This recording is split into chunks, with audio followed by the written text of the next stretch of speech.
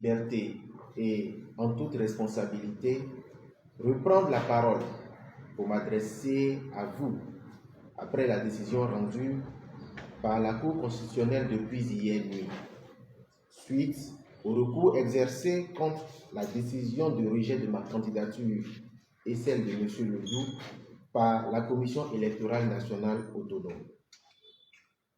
C'est une décision malheureuse et dommageable car j'ai été victime de dysfonctionnements internes à mon parti politique et d'adversité coupable. En tant que praticien du droit et attaché à la légalité, je suis bien obligé, malgré moi, de prendre acte de la décision de la Cour constitutionnelle.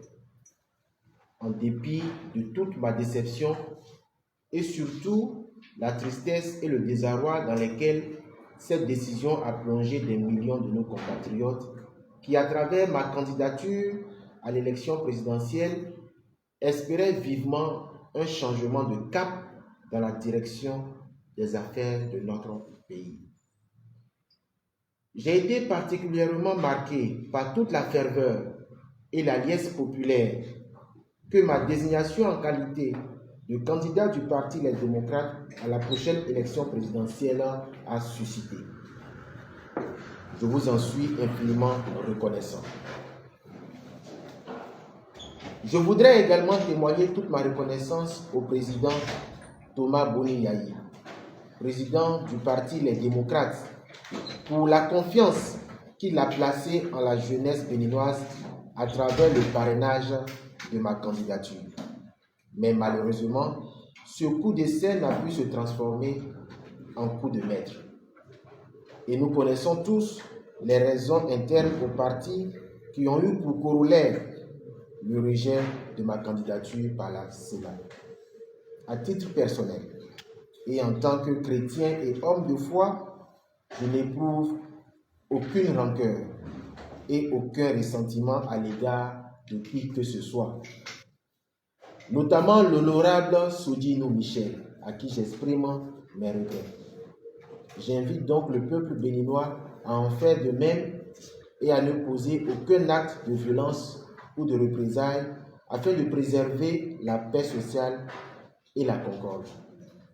Tout ceci fera partie malheureusement de notre histoire commune, car cette élection, comme bien d'autres, ne sera ni inclusive ni consensuelle, malgré l'indication donnée par le père fondateur de l'historique Conférence nationale des forces vives.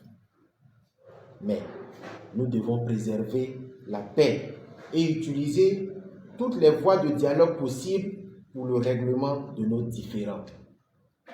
Tirant donc les leçons de toute cette expérience exaltante, au cours de laquelle j'ai pu défendre des hommes et femmes politiques de premier plan pendant près d'une décennie, pour le respect des libertés et de la démocratie, je pense après moult réflexions qu'il est peut-être temps de faire une pause. Je voudrais donc annoncer à la nation béninoise mon retrait de la vie politique béninoise pour quelque temps, afin de me consacrer beaucoup plus à ma famille, à mon cabinet et à mes proches. C'est une décision extrêmement difficile, mais longuement réfléchie. Je voudrais en outre, et avant de conclure, m'adresser aux candidats retenus par la Sénat pour la prochaine élection présidentielle du 12 avril 2026 et particulièrement aux plus jeunes de ces candidats.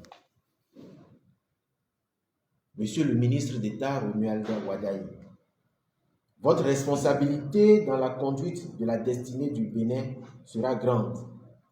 Vous êtes brillant et compétent, c'est un secret de polichinelle. Mais le peuple béninois est attaché à la liberté, à la justice sociale et à la réconciliation de tous ses fils privés de liberté et contraints à l'exil. Je vous exhorte, en cas de victoire,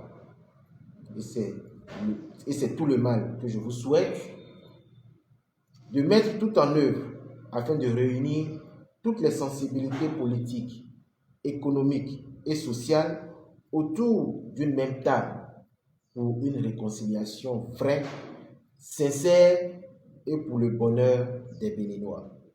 Que Dieu bénisse le Bénin. Je vous remercie. Je reprends ou c'est bon?